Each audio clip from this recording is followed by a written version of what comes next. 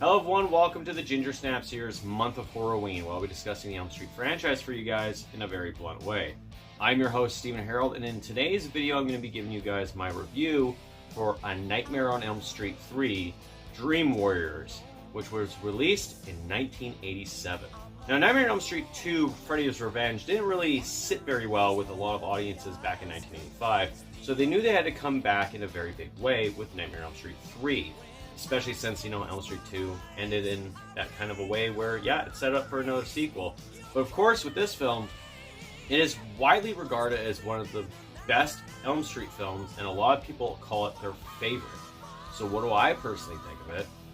That's where I have to get into that discussion. So here is my review for A Nightmare on Elm Street 3, Dream Warriors. For the story of this film, we have Kristen Parker, who is another child on Elm Street who is being terrorized by the dream demon himself, Freddy Krueger, and is sent to a psychiatric ward where she meets other troubled teens that are also dreaming of the same guy, while also getting help from multiple doctors, including a very familiar face that we haven't seen since the first film, and they all band together to put an end to Freddy Krueger. Now, for the story of this film, it absolutely is one of those stories that ties in with the first film very well, especially with the introduction of a certain character coming back. Now, when it comes to the story in terms of progressing this franchise, this is where it hit its peak. I mean, Freddy was now starting to not really be so scary, but he was still a scary force, right? It's just now he had some one-liners in here now, and it wouldn't get progressively bad until a further film down in the series. But other than that, when it comes to this story, it's a banger. I mean, rewatching the film again, it really holds up, especially back in that day. So for the protagonist of the movie, we again are introduced to Kristen Parker, who is played by Patricia Arquette in this film, and she does a phenomenal job as Kristen. Now, she has this ability of pulling people into her dreams, and she ends up doing that with a bunch of her friends as well to help battle Freddy. Now, for a character like that, you need to have that presence, that kind of it factor being portrayed by the right actor. And Patricia Arquette did a phenomenal job, especially when you pair her with a certain other character we're going to be talking about. Everything about Kristen Parker being this youth, this teenager who is being tormented by Freddy and not being able to stop him until she finds it within herself to actually battle back, she holds her own. And in this movie, she is one of the bright examples of great characters, especially when it comes to this franchise. Now, a familiar face that was returning in this film is none other than Nancy Thompson, played once again by Heather Langenkamp. She is now a doctor who is also helping these kids with their dreams and being able to understand them. And of course, since we all know, she has been through Freddy herself. And it's even given away that this is the franchise's first introduction to the drug Hypnocil, which is suppression of dreams. And that ends up playing a bigger role in a film, Freddy vs. Jason, later on down the years. Nancy Thompson's portrayal as Nancy in this film feels a lot better. I mean, she was just starting out with the first film, and now she's more grown. She's more of a figure that the kids can look up to, that have that faith, especially since no other doctors, no parents believe them, but she does, and she's a full-on adult at this rate. And it's just nice to see that Heather Langenkamp was able to put her acting shoes back on for this role, especially with all the youth that's going on. Hell, she even brings back, this film brings back John Saxton's Lieutenant Thompson, which confined as a security guard now, because a lot of drinking involved. Now, I can't praise Nancy Thompson enough. I think her role in this movie, blending the old with the new, was an amazing touch. Man, if only Star Wars could fucking do that, right? But nonetheless, she's a great character in this film. Rounding out the rest of the protagonists, we have Dr. Neil Gordon, who is also side by side with Nancy. It's not really clear if they end up forming a relationship. I don't fucking know. But he is there to help the kids and be the best that he can. And then eventually when the whole Freddy thing comes into play and starts to believe it, he gets suckered into it and he's in for the ride, and he's determined to also stop this as well. Now, he's brilliant in this movie. Just brilliant. Then we have the rest of our protagonists, where we have Joey and Kincaid, who are played wonderfully in this movie. I mean, Joey, he doesn't talk throughout the whole entire film, but he has a fascination with this nurse, which plays into a big part later on in the role. And Kincaid is this badass motherfucker who has a mouthpiece, basically. He's telling people to fuck off and all that. But in his dreams, he is a strong guy. He's really strong. Then we have Taryn, who is a recovering drug addict. That's why she's in this psychiatric ward, and she is played wonderfully well. Then you have Will, who is basically a kid who just loves Dungeons and Dragons. It's D&D, so there's your shout out, Dean. And he is the wizard master in his dreams. So there's that. And then you have Jennifer, who is aspiring to be an actress in Hollywood. And then you have Max, who is a puppeteer creator. Like, he creates puppets, and he's there because he's a suicide risk as well. And all these kids blend very well. They all mesh very well. I mean, we don't get to see a few of them with each other. I mean, they end up biting the dust pretty soon. But when we see them, they all blend very well as a group. And when the group gets smaller and they all have to band together, the chemistry that all these actors have playing these roles is just utterly fucking amazing. And I cannot even stress enough how great each character in this film was. Then, of course, we have the man himself, Freddy Krueger, once again played by Robert Englund.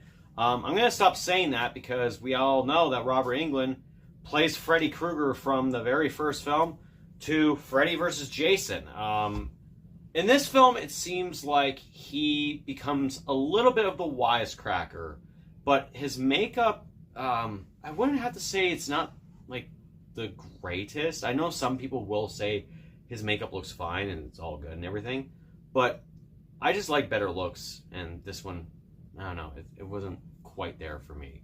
But other than that, like, this is where Freddy takes your worst fears or something that you aspire to be and turns them against you.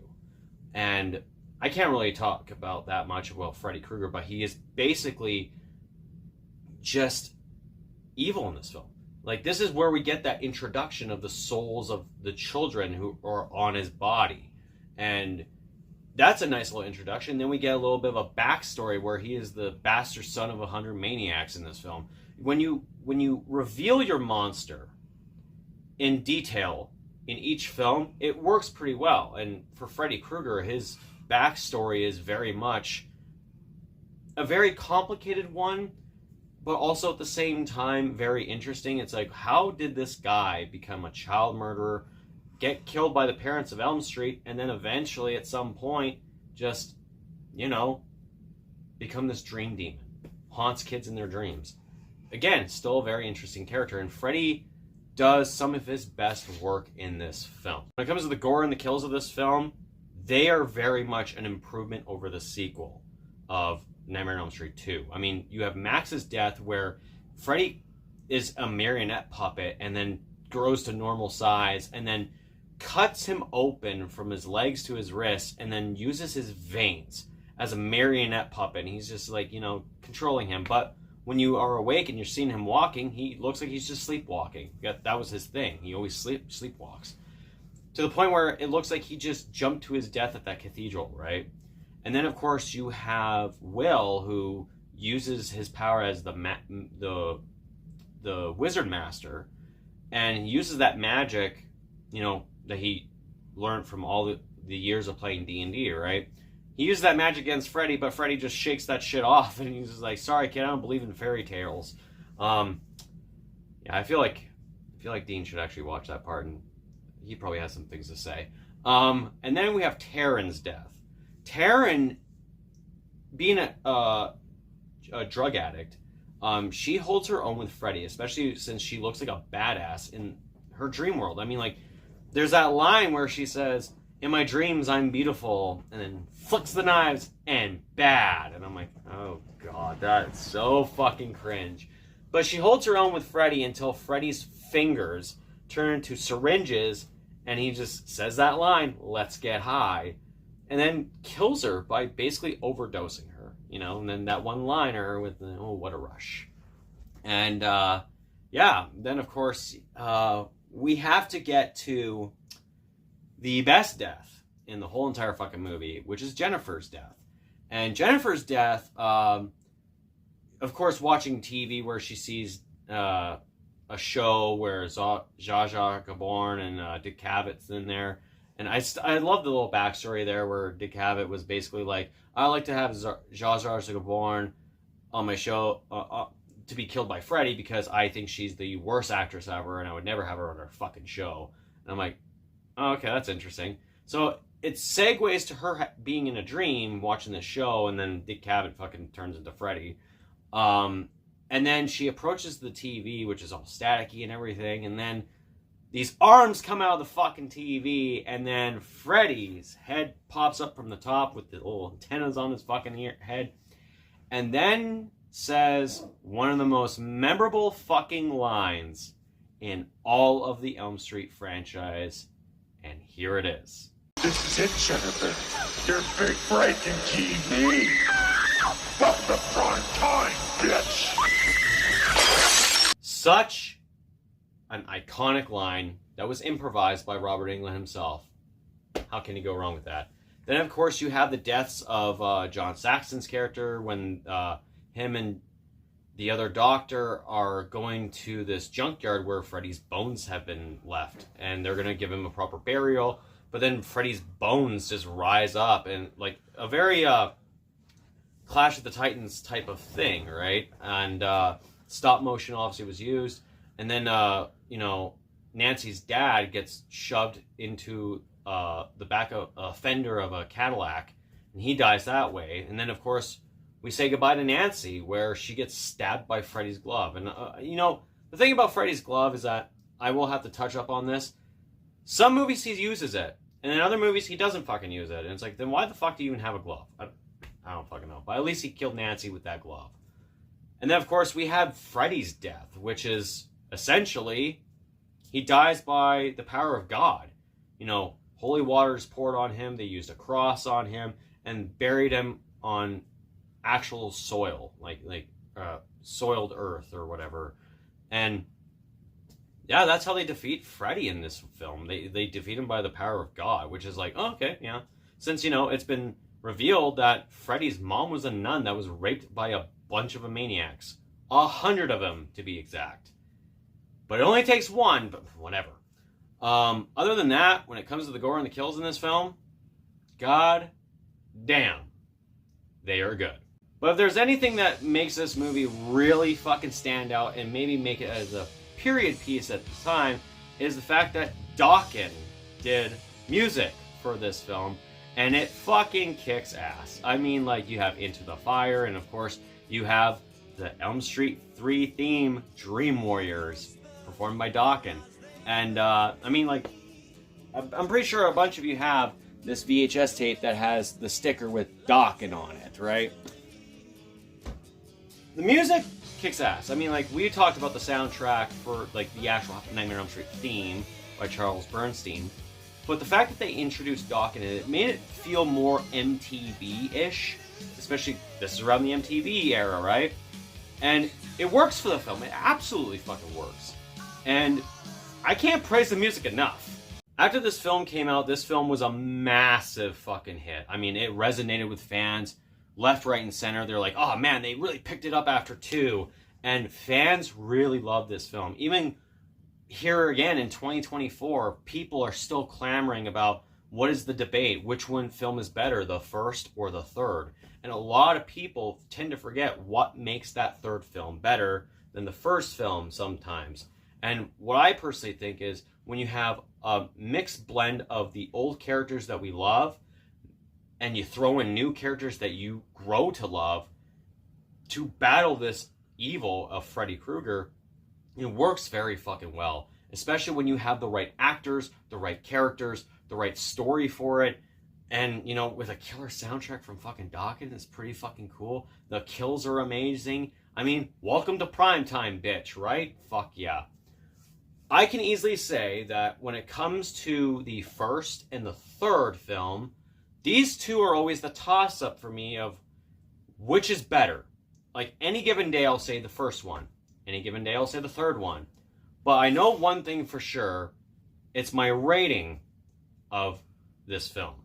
So, for my rating, I'm going to give A Nightmare on Elm Street 3 Dream Warriors a perfect 10 out of 10. So tell me, guys, what are your thoughts on Nightmare on Elm Street 3 Dream Warriors? Let me know in the comments down below. If you like this video, make sure you hit the thumbs up and subscribe for more content. And don't forget to hit that bell notification so you get notified about all the other videos coming out on the channel, especially when it comes to the Elm Street franchise.